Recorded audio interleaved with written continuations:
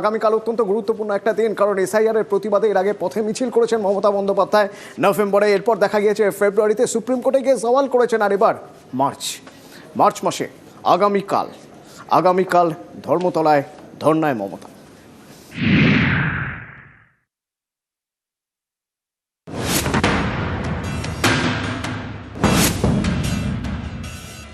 I have started my struggle from the beginning, and my life will be end with the struggle. I am starting my dharna from after Dol 6th. Give me the moral support to fight for the people. And until and unless I am alive in this world. SIR এর প্রতিবাদে এবার ধর্নায় মমতা বন্দ্যোপাধ্যায়। শুক্রবার দুপুর 2টোয় ধর্নায় বসবেন তৃণমূল নেত্রী। একথা প্রথম জানান অভিষেক বন্দ্যোপাধ্যায়। 6 তারিখ মেট্রো চ্যানেলে মমতা বন্দ্যোপাধ্যায় নিজে এই নিয়ে প্রতিবাদ কর্মসূচি নিয়েছে। তিনি অবস্থান বিক্ষোভ এবং ধর্নায় দুপুর 2টো থেকে নিজে বসবেন। তারপরে পরবর্তী কর্মসূচি তিনি অ্যানাউন্স করবেন। এসআইআর করার নামে ভোটারদের নাম বাদ দেওয়ার চক্রান্ত, এই অভিযোগে শুরু থেকেই সরব মমতা বন্দ্যোপাধ্যায়। जैसे बिहार में 40 लाखों का ज्यादा आदमी को नाम निकाल दिया, और बंगाल में भी करने वाला है। अगर करेगा तो घेराव कर्मसूची करेंगे।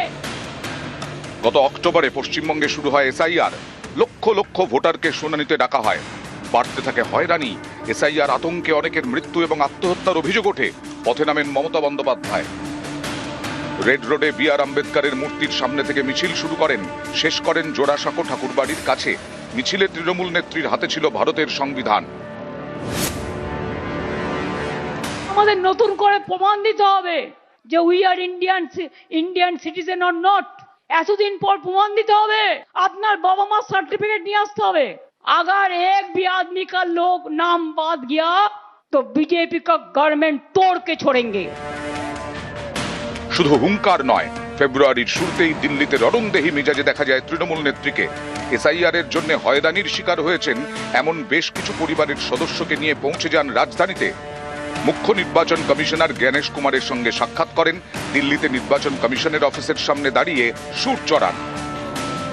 हमारा भी जनता हमारे साथ में है, हम मैदान में लड़के लेंगे। बंगाल को टारगेट करने के लिए वो बीजेपी उसका पक्ष में है। जो मर्जी बीजेपी करेगा उसको वो करेगा, तो हमारा भी जनता हमारे साथ में है। এখানেই শেষ নয়, প্রথম মুখ্যমন্ত্রী হিসেবে দেশের শীর্ষ আদালতে সওয়ালও করেন মমতা বন্দ্যোপাধ্যায়, যা এক বেনজির ঘটনা। This court gave order that Aadhaar card will be one of the proof documents, but they said no. Said in other state said the domicile certificate is allowed. Only they targeted Bengal on the eve of election. Only they have appointed 8,300 micro observer and the role observer from the BJP ruled state, so that micro observer can delete all the names sitting inside the election commission office through AI. SIR এর পর 28শে ফেব্রুয়ারি প্রথম voter তালিকা প্রকাশ করে নির্বাচন commission. তাতে বাদ গেছে 5,46,053 জনের নাম। এছাড়া বিচারাধীন 60,06,675। তৃণমূলের দাবি এই তালিকায় কারচুপি করা হয়েছে। বিজেপির কথায় চলছে কমিশন। এসআইআর এর প্রতিবাদে এবার তাই ধর্নায় মমতা বন্দ্যোপাধ্যায়। এর আগে সিঙ্গুর আন্দোলনের সময় ধর্মতলার মেট্রো চ্যানেলে অনশন করেন মমতা। সেই ধর্মতলা, সেই মেট্রো চ্যানেল, ফের প্রতিবাদে মমতা বন্দ্যোপাধ্যায়। এবার এসআইআর এর প্রতিবাদে ধর্না।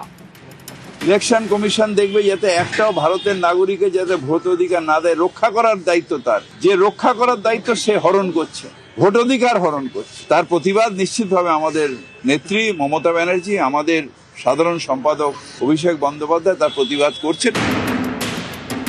এই সেই ধর্মতলার মেট্রো চ্যানেল, এই ফলকটিও অত্যন্ত নজর কাড়া। তার কারণ টাটাদের সিঙ্গুরে জোর করে প্রকল্পের জন্য জোর করে জমি অধিগ্রহণ করা হচ্ছে। এই অভিযোগকে জানিয়ে 2006-এর 3রা থেকে 28শে ডিসেম্বর পর্যন্ত এই মেট্রো চ্যানেলেই অনশন করেছিলেন মমতা বন্দ্যোপাধ্যায়। 6 তারিখ থেকে দুপুর 2টো থেকে সেই মেট্রো চ্যানেলেই তিনি অবস্থানে বসতে চলেছেন। ইতিমধ্যেই দেখতে পাওয়া যাচ্ছে যে প্রস্তুতিটা শুরু হয়ে গিয়েছে, যে মূল মঞ্চ তৈরি করা হচ্ছে এবং মূল মঞ্চের পাশাপাশি রাস্তার একাংশে যারা আসবেন এই অবস্থান কর্মসূচিতে যোগ দিতে তাদের বসার জন্য ব্যবস্থা করে রাখা হচ্ছে। ক্যামেরা অসিত দাসের সাথে আবির ঘোষাল, নিউজ 18 বাংলা, কলকাতা।